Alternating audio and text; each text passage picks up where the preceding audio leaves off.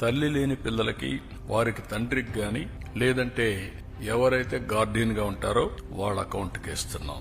అనాథ పిల్లలుంటే జిల్లా కలెక్టర్ నిర్ధారించినటువంటి పథకం ప్రకారం వాళ్ళ అకౌంట్లో వేసి వాళ్ళకి హెల్ప్ చేస్తాం.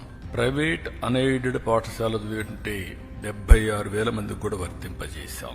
ఇది కాకుండా ట్రాన్స్పరెన్సీ ఉండాలనే ఉద్దేశంతో ఈ జాబితా సెక్రటరియట్లో, గ్రామ వార్డు కార్యాలయాల్లో కూడా పెడతాం.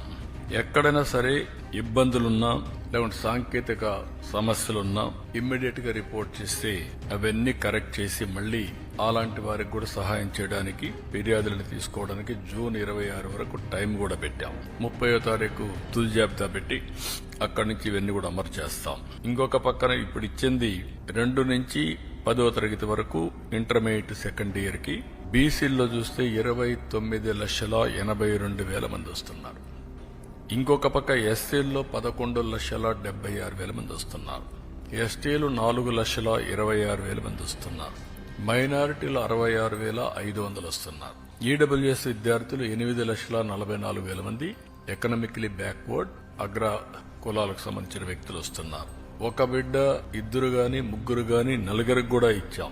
ఇది మీరు చూస్తే 18,55,760 మంది తల్లులకు ఒకే బిడ్డ వాళ్ళకి యాజ్ ఇట్ ఈజ్ ఇస్తున్నాం.